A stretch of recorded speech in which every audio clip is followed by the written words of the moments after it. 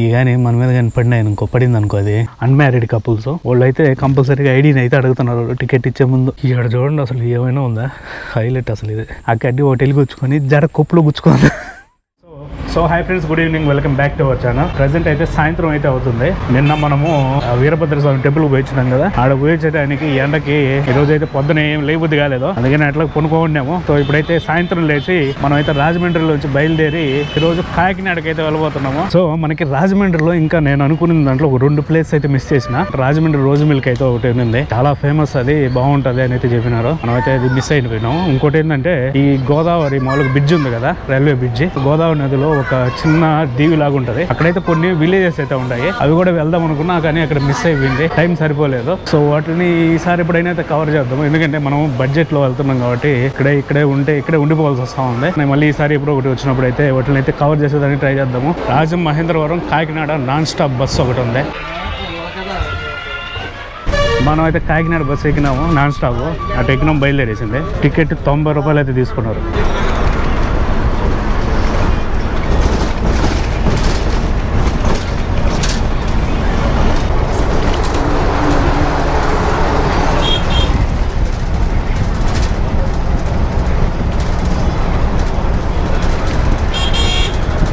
Kakinada bus స్టాండ్కి అయితే వచ్చినాం. కరెక్ట్గా 5:30 అయితే అయింది టైము. ఒక 2 గంటలు పట్టి ఉంటుంది జర్నీ. మేము కాకినాడకి వచ్చి బస్ స్టాండ్కి ఆపోజిట్లో ఒక చిన్న స్ట్రీట్ అయితే ఉంది. ఆ స్ట్రీట్లో ఇక్కడ బాలాజీ లాడ్జ్ అని ఒక లాడ్జ్ అయితే ఉంది. ఈడకి వచ్చి అయితే మనము సింగిల్ రూమ్ అయితే అడిగినాము. ఆమె ఈ సింగిల్ రూమ్ నానేసి 800 అయితే చెప్పింది. మన బడ్జెట్ అంత కాదు, 400 అని అయితే చెప్పిన. 400 వదలదు, ఒక 600కి అయితే ఇస్తానని చెప్పింది. నేను ఒక 3 రోజులు దాకా ఉంటాను, 400కి ఇవ్వండి అని చెప్పిన. ఆమె అది ఇది అని ఆలోచించి 500కి ఇస్తాను ఫైనల్ గా అనింది. నేనైతే మొత్తానికి అయితే 800 కొట్టిన. 2 రోజులు ఉంటానని చెప్పి. ఏదో ఉంది, ఒక బెడ్, టీవీ అంటే ఉంది కానీ అది పని చేయట్లేదంట. ఒక ఫ్యాన్ అయితే ఇచ్చినారు.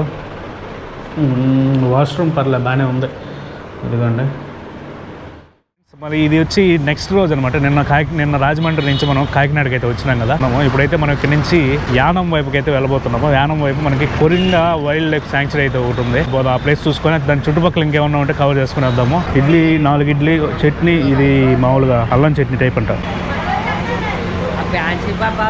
మనకైతే ఇక్కడ అమలాపురం బస్సు అయితే ఒకటి ఉంది. ఈ బస్సు యానం మీద వెళ్తుందంట. బస్సు అయితే ఎక్కినాము, లాస్ట్ సీట్ అయితే దొరికింది. ఇక్కడ బస్సులు ఏం ఖాళీగా ఉండట్లే, ప్రతిదీ ఫుల్గా ఉంటుంది. అన్నగారు ఆడ నుంచి ఏమన్నా ఉంటాయా లోపల పోయేదానికి? ఆటోలు నడుచుకొని పోవాలా? ఉంటాయా? ఓకే. మనమైతే ఇప్పుడు Coringa wildlife sanctuary entrance దగ్గరికి అయితే వచ్చినాము. ఇప్పుడైతే మనకి బస్ అయితే ఇక్కడ డ్రాప్ చేసింది. ఇక్కడ బస్ స్టాప్ అయితే ఉంది. మనకి కాకినాడ బస్ స్టాండ్ నుంచి కోరంగి ఇక్కడ ఎంట్రన్స్ వరకు అయితే 20 రూపాయలు అయితే తీసుకున్నాడు. ఇదిగోండి, ఎంట్రన్స్ బాగుంది, ఈ విధంగా అయితే ఉంది. ఉదయం 9 గంటల నుంచి సాయంత్రం 5 వరకు ఓపెన్ అంట. ఈ సెట్ ఏందో ఉంది ఇక్కడ, ఈ సెట్ పూల్ మాత్రము చాలా బాగుండే. ఇక్కడ మొత్తం పూలు పడిపోయి పోయేసరానా, లేకపోతే ఫోన్ ఒకటే దింపడానికి 100. ఎంట్రన్స్ దగ్గర నుంచి ఇట్లా నడుచుకుంటూ పోతాను లోపలికి, ఫారెస్ట్ లోపలికి. ఇక్కడ నుంచి దాదాపు ఒక 3 కిలోమీటర్లు అయితే ఉంది లోపలికి. ఆయన అడిగితే ఒక 100 రూపాయలు అయితే చెప్పినాడు. సర్లే రిటర్న్ కూడా తీసుకొచ్చే పని అయితే ఇద్దాం అనుకున్నా, కానీ ఇక్కడ నుంచి అక్కడికి పోయేదానికి 100 రూపాయలు అంట. ఎందుకు లేట నడుచుకుంటూ పోదాము 3 కిలోమీటర్లు. ఏంటంటే చల్లగా గాలి తోలుతా ఉంది. ఇక్కడ మొత్తం అంతా పచ్చంగా ఉన్నాయి, బాగుంది. మామూలుగా ఇంతకుముందు పొలాలకి దిష్టి తగలకుండా దిష్టి బొమ్మలు అనేటివి కట్టేవాళ్ళు. ఇప్పుడంతా మోడర్న్ ఫ్యాషన్ అనమాట. చూడండి ఏం కట్టి పెట్టినారో.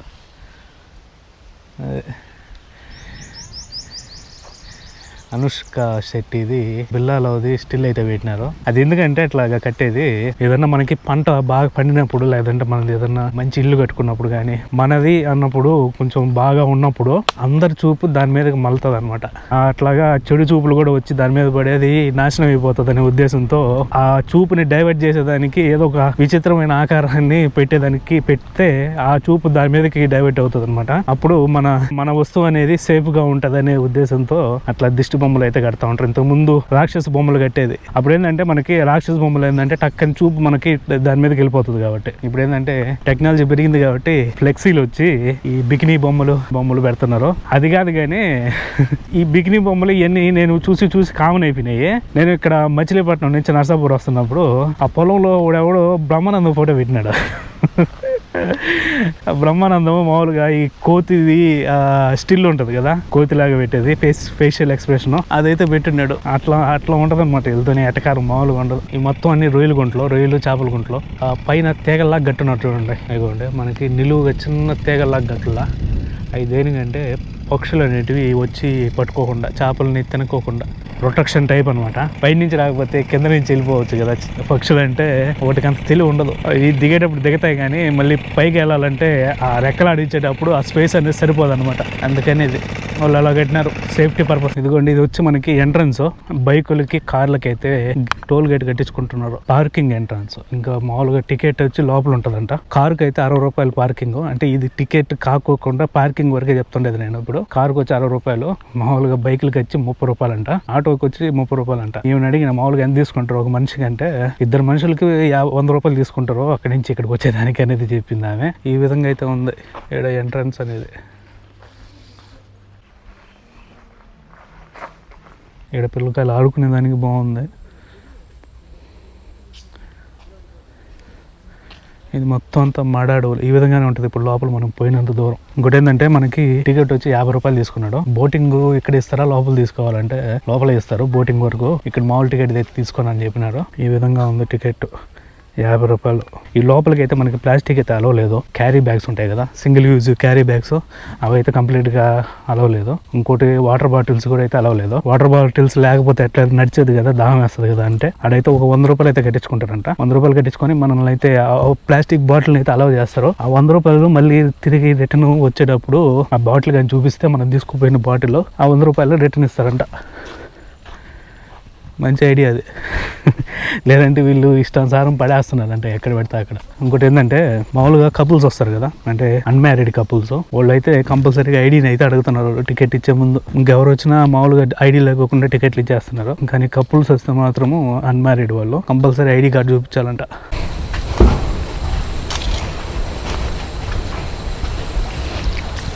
మనం నడుచుకుంటూ వస్తాం అంటే ఈడైతే ఒక చెక్క బ్రిడ్జ్ అయితే కనిపించింది. చెక్క బ్రిడ్జ్ బాగుంటుంది, ఇట్లా నడుచుకుంటూ పోవచ్చు దీని మీద.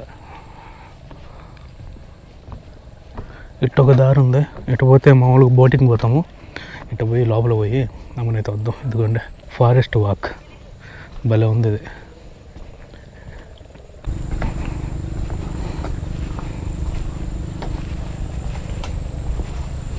ఇక్కడ చూడండి అసలు ఏమైనా ఉందా, హైలైట్ అసలు ఇది. సూపరు.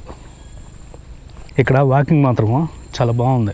అంటే ఇది నాకు తెలిసి కరెక్ట్ టైం అనుకుంటా మనం వచ్చింది. ఎందుకంటే చాలా చల్లంగా ఉంది వాతావరణం. ఇక్కడ ఈ కొరింగా వైల్డ్ లైఫ్ శాంక్చురీ ఉండేటి మొత్తం అంతా మ్యాంగ్రూవ్ ఫారెస్ట్లో. ఈ ఫారెస్ట్ ఏంటంటే మొత్తం మనకి వరల్డ్ వైల్డ్ అయితే ఉంటుంది, ప్రపంచవ్యాప్తంగా అయితే ఇవి విస్తరించి ఉన్నాయి. ఈ ఫారెస్ట్ ఒకటే మనకి ప్రపంచవ్యాప్తంగా ఎలా విస్తరించింది అనే దానికి రీజన్ ఏంటంటే దీన్ని అడాప్టేషన్ అనమాట. ఈ ఫారెస్ట్ చేసుకున్న అడాప్టేషను చూడండి అసలు ఏముందో ఇక్కడ, హైలైట్గా ఉంది ఇక్కడ.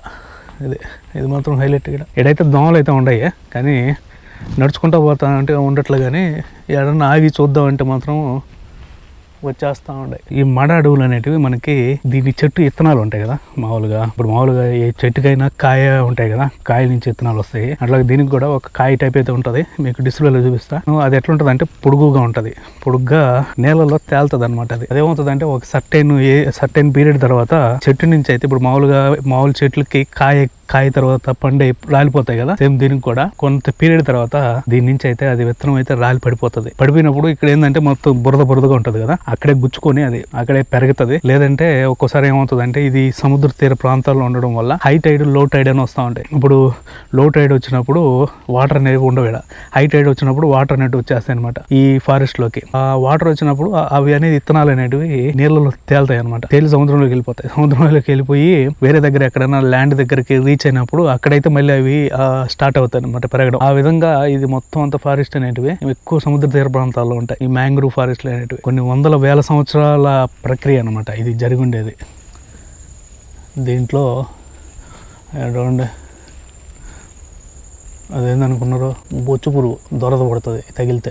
దీంట్లో మళ్ళీ మనకి జంతువులు, పక్షులు రకరకాలు అయితే ఉన్నాయి. చాలా పక్షులు, చాలా రకాల జంతువులు ఈ ఫారెస్ట్ లో పెరిగేటివి మాత్రమే. మనకి హంసల దేవి దగ్గర కూడా సేమ్ ఫారెస్ట్ ఉండేది. నేను ఇంకా ఈ చక్కలు చాలా రోజులు అయిపోయినాయి కదా, యాడి ఇరిగి పడతాం అనుకుంటా ఉన్నా. ఇవి చాలా స్ట్రాంగ్గా ఉన్నాయి.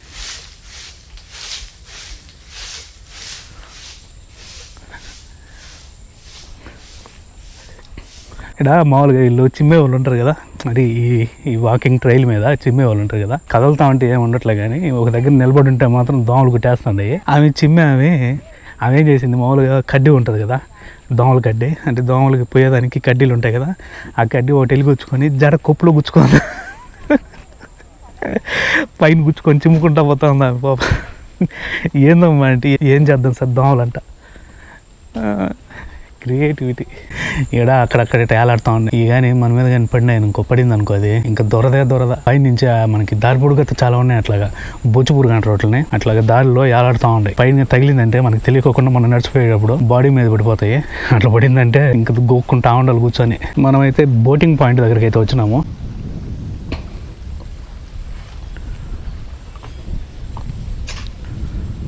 ఇక్కడ ఎట్టుందంటే వాతావరణం మనకి అమెజాన్ ఫారెస్ట్లో ఉన్నట్టుంది ఇక్కడ అంతా.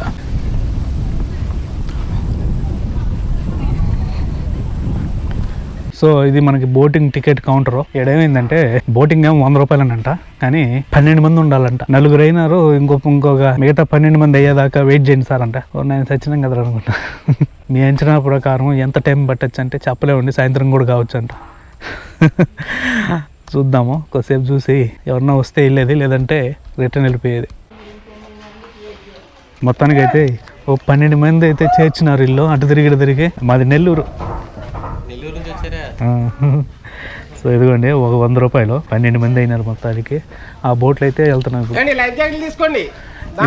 ఇదేంటంటే మినిమము పెద్ద బోటుకి అయితే మినిమం ఒక 12 మంది ఉండాలా, లేదంటే ఒక 4 అటు వచ్చినంటే 1000 రూపాయలు. ఏడైతే వేసున్నారు మనకి దీని రేటింగ్స్ అన్నీ ఎంత అంటే అమౌంట్ ఎంత అని.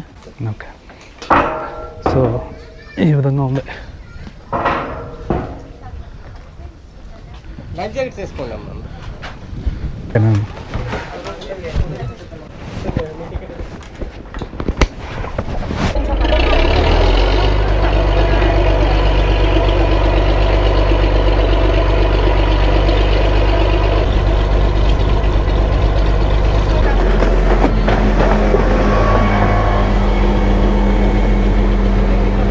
ఇప్పుడైతే మనం ఇట్లా పోయి అక్కడ సముద్రం కలిసే పాయింట్ ఉంది, ఆడదాకా అయితే పోయేస్తాం. అట్లా రౌండ్ వేసుకొని మళ్ళీ వస్తామంట. చాలా బాగుంది ఇక్కడ. ఇప్పుడు మనకి దీని లోపల కూడా అయితే మనకి వాటర్ అయితే ఉన్నాయి. ఈ మనకి ఇటు చెట్లు కనిపిస్తున్నాయి కదా, ఈ చెట్ల లోపల కూడా స్పీడ్ బోట్ వస్తూ ఉంది కదా. ఈ గుర్రపు డెక్క ఉంది కదా, ఇదిగోండి ఈ మధ్యలో ఆడ తేలుతూ ఉంది కదా, ఈ గుర్రపు డెక్క అయితే దానికి తగులుతూ ఉందంట. అదేంటంటే ఆ కింద అది ప్రొపెల్లర్ ఉంటుంది కదా, దానికి చుట్టుకునిందంటే గుర్రపు డెక్క, అది ఆగిపోతుంది. సో ఇదనమాట మనకి సముద్రం కలిసే పాయింట్. మనకి మొత్తం ఇక్కడి నుంచి సముద్రమే.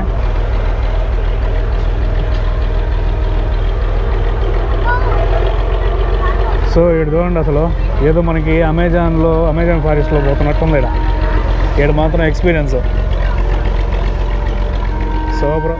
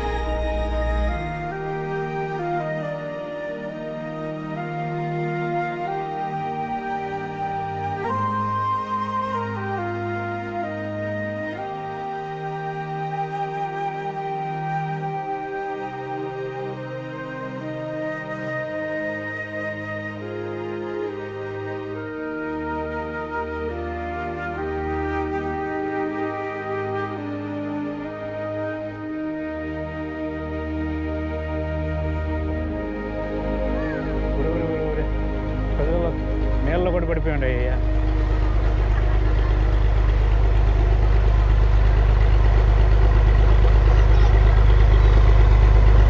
ఆడ సముద్రం కలిసేదారుగా పోయి అయితే మళ్ళీ రిటర్న్ అయితే వచ్చేసినాము.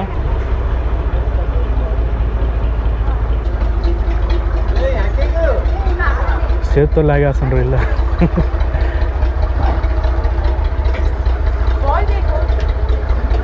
ఓర్రీ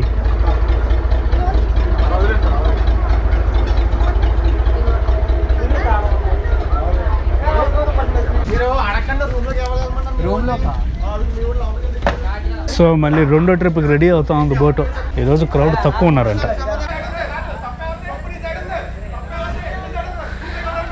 పెద్ద గొడవ అయిపోయింది అదే. అడా వాళ్ళు ఎవరు లోపలికి మామూలుగా టికెట్ కౌంటర్ ఉంది కదా, ఇందాక మనం టికెట్ తీసుకున్నాం కదా, దాని లోపలికి వాళ్ళు ఫోన్ పెట్టినారంట ఛార్జింగ్ ఏదో. వీళ్ళు ఇక్కడ బోటింగ్ ఎక్కించే దాంట్లో బిజీగా ఉన్నారు, అక్కడ కౌంటర్లో ఎవరు లేరు. వీళ్ళు పోయి డైరెక్ట్ రూమ్ లో పోయి ఆ ఫోన్ తీసుకొచ్చేసినారంట. వాళ్ళు కౌంటర్ వాళ్ళు మిమ్మల్ని ఎవరు పోమన్నారు లోపలికి, లోపల డబ్బులు ఉంటాయి అది ఇదని వాళ్ళు గొడవ పెట్టుకుంటా అన్నారు. వాళ్ళు ఏంది మా ఫోన్ మేము తెచ్చుకున్నామని వాళ్ళు అంటున్నారు. మీ ఫోన్ మీరు తెచ్చుకున్నారు కానీ లోపల కౌంటర్ మమ్మల్ని అడిగి కదా మీరు పోవాల్సింది అని వాళ్ళు ఇంకా గొడవది పెద్ద. నేను దిగేటప్పుడు చిన్నగా మొదలైంది, ఇప్పుడు నా అంట పెద్ద గొడవ అయిపోయింది. ఇక్కడికి వచ్చే టైంకి కోరంగి ఫారెస్ట్ అయితే అయిపోయింది. ఇక్కడ ఏదో కొన్ని హోటల్స్ ఉన్నాయి లోపలే, ఈ ఫారెస్ట్ లోపలే. అడవిన భోజనం దొరుకుతుంది అని అడిగితే భోజనం లేదు, బిర్యానీ ఫ్రైడ్ రైస్ ఉంది అన్నాడు. ఈ ఎండకి తిని మనం బతికినట్టే ఫ్రైడ్ రైస్లని. ఆ సెంటర్లో ఏమైనా పోతే దొరుకుతుంది అని అడిగిన, సెంటర్లో ఉండేది భోజనం ఉంటుంది అన్నారు. బాగానే ఉంది, పర్లేదు, నాకైతే బాగానే నచ్చింది. అంటే నేను మార్నింగ్ అయితే ప్రిఫర్ చేయొచ్చు, మార్నింగ్ వస్తే మధ్యాహ్నం లోపల తిరుక్కొని వెళ్ళిపోవచ్చు. ఏమంటే ఇక్కడికి వచ్చేటప్పుడు ఈ బొచ్చు పురుగులు పైన పడతా ఉన్నాయి అదనమాట. సో ఈ వీడియో అయితే ఇక్కడితో క్లోజ్ చేస్తున్నా. ఈ వీడియో కనుక నచ్చినట్లయితే ఒక లైక్ చేయండి, అదేవిధంగా మన ఛానల్ అయితే సబ్స్క్రైబ్ చేసుకొని మనం అయితే మళ్ళీ వీడియోలో కలుద్దాం. అంటే దెన్ బై.